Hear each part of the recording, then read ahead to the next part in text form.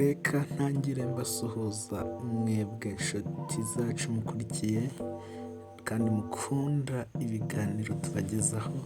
Hano wahageze ni kuri M-Shine Present.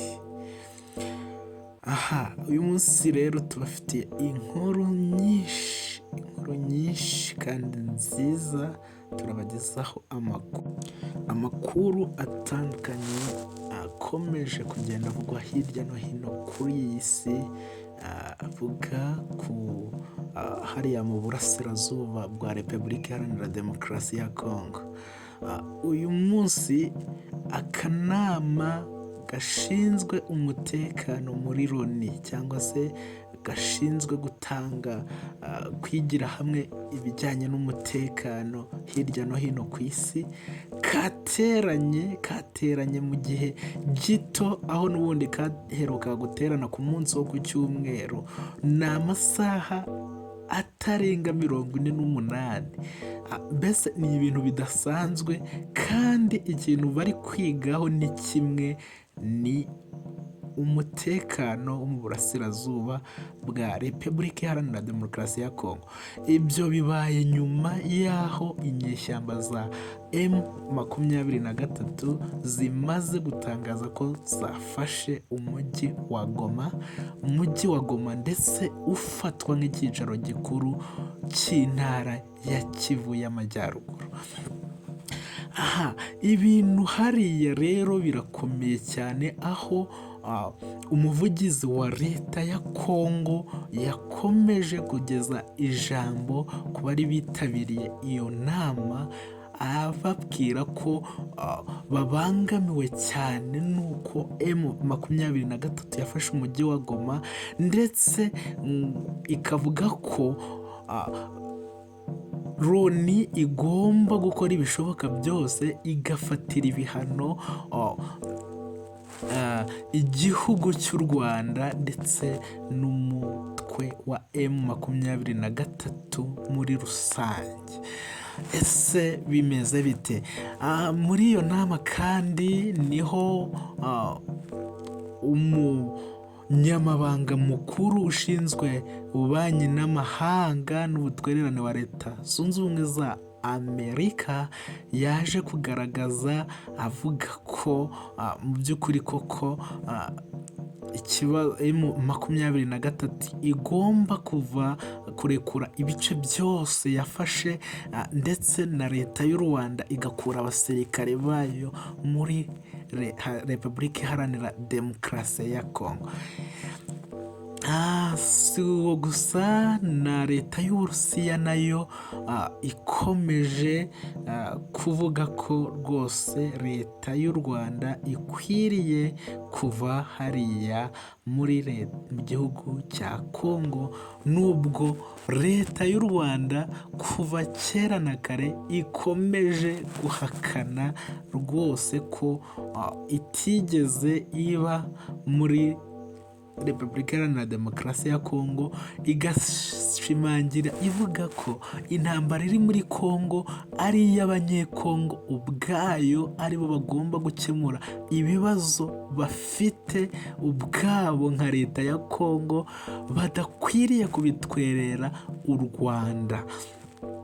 Ndetse ahubwo leta y'u Rwanda ntiyahwemye kwerekana ko ihangayikishijwe cyane n'umutwe wa FDLR ugizwe n'abasirikari basize bakoze amahano, bakiyekuye u Rwanda muri jenoside yakorewe abatutsi mu 1994, aho abo barwanyi ba FDLR baje guhungira muri Congo, ndetse bakakirwa neza na leta ya Congo, aho ubu ndetse FDLR ikorana byeruye na FARDC, aricyo gisirikare cya Congo, ndetse n'ihuriro ry'imitwe yitwaje intwaro y'abanyekongo nka Wazalendo, abasirikari b'Abarundi ndetse n'Abacancuro b'Abanyaromaniya.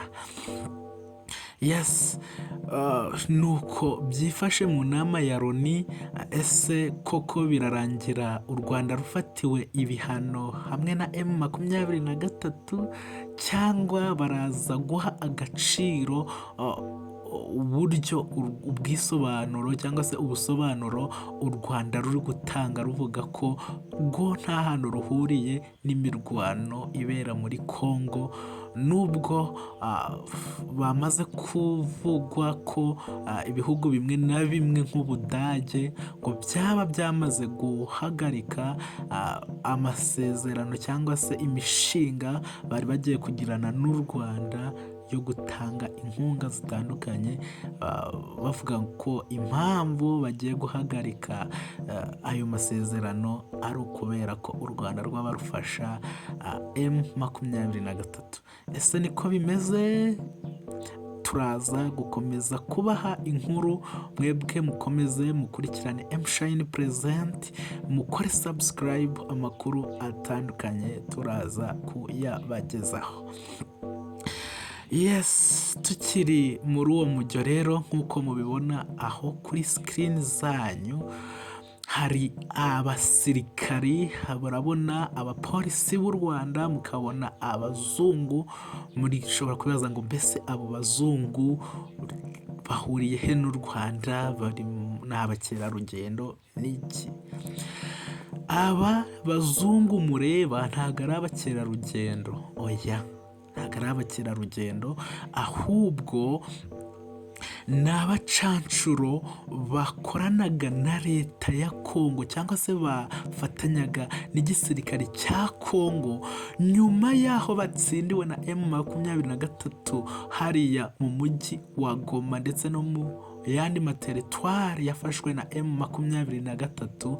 Aba bacancuro baje gufatwa na M23. Aha rero ni abanyaromaniya M23 yari yafashe, yari ibazanye ibashikiriza leta y'u Rwanda, aho nk'uko mubibona abapolisi b'u Rwanda barimo kubasaka.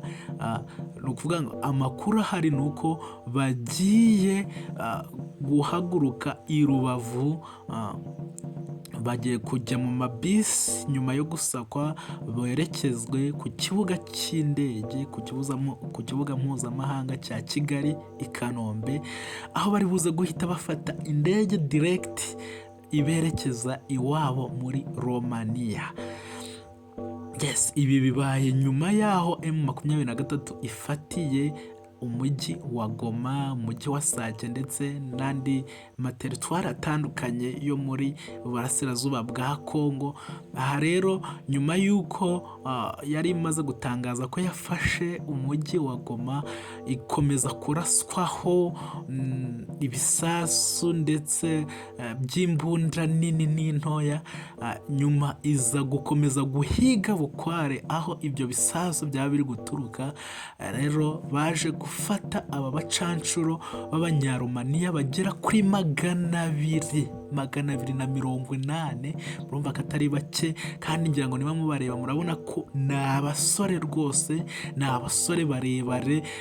Ngira ngo niba muzi Abarusiya murabona ko nta hantu batandukaniye rwose n'abanyaromaniya. Ni abasore bakomeye cyane, urabona bakoze ifunzo, bakoze kose. Nibo tuvuga ko ari inkorokoro rwose. Aba rero bamaze gufatwa na M23, bashikirizwa u Rwanda. Amakuru ahari ni uko nk'uko tuyakesha umuvugizi wungirije wa leta y'u Rwanda Mukuru arinda, avuga ko u Rwanda cyangwa se igihugu cya Romaniya nta ambasade gifite mu Rwanda, ariko ambasaderi wa Romaniya muri Kenya niwe yavuye muri Kenya, yaje gusanganira abaturage b'igihugu cye i Kigali, ari nawe ugiye kubafasha kugira ngo burire indege bajye iwabo muri Romaniya. Yes, iyi ni imwe mu ntsinzi ikomeye FDR mubare M23 igezeho, kuko bamwe mu bantu bayiteshaga umutwe bakomeye bafite imyitozo ihambaye ikakaye, ni aba bacancuro b'abazungu b'abanyaromaniya, bamaze kubafata. Rero kuba bagiye kwerekeza iwabo birerekana ko M23 iri kugenda igera ku ntego zayo. Reka tugende tugana ku musozo w'aya makuru yacu, gusa icyo mwumva cyo ni uko muri Congo ibintu umutekano uri kugenda ugaruka uko bwije n'uko bukeye, aho zimwe mu mpunzi z'abanyekongo zari zarahungiye mu Rwanda ku wa mbere w'iki cyumweru bari kugenda basubira mu ngo zabo bahunguka, aho ku mupaka munini cyangwa se uzwi nka Grande Barriere uhuza u Rwanda na Repubulika Iharanira Demokarasi ya Congo, urujya n'uruza rwose rw'abanyekongo bari kugenda bava mu Rwanda rwose basubira iwabo, herekezwa n'abanyarwanda n'abapolisi b'u Rwanda, bagashyikirizwa ingabo za M23, dore ko arizo ubu kugeza ubu ngubu zirinze umupaka ku ruhande rwa Congo. Ingabo za Congo zagombaga kuba ziwurinze cyangwa se zari zisanzwe zihaba, zamaze gutsindwa. Ubu mupaka wa Congo ku ruhande rwa Congo urinzwe n'abarwanyi ba M23. Rero M23 irimo gushyikirizwa impunzi zirimo guhunguka z'abanyekongo zisubira iwabo, hamwe n'abasirikare ba Loni cyangwa se ba MONUSCO bafatanye, nabo bamaze kugera aho ku mupaka, aho bari gufatanya n'abanyeshyamba za M23 kwakira impunzi. Rwose nahoze mbona hamaze kugera n'imodoka zirimo gufasha abaturage barimo gutahuka, zirimo kubafasha kubavanaho ku mupaka berekeza hirya iyo mu biturage aho bakomoka. Yes, ni amakuru menshi agiye atandukanye tuzakomeza kugenda tubaha ama update aho byari bikomeye ku wa mbere. Njyewe ku wa mbere nari indi Nyabihu, ndetse nari ndi mu bitaro bimwe mu karere ka Nyabihu bikomeye, ibitaro bya Shyira, ibitaro by'akarere.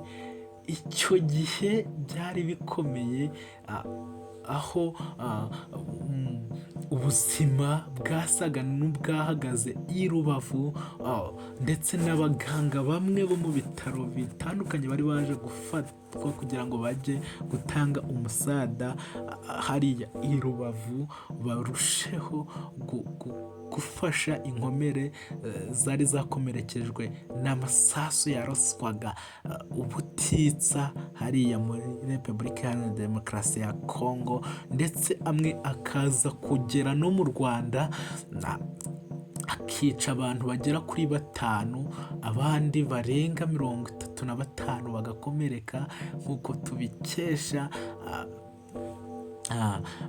umuvugizi w'ingabo z'u Rwanda.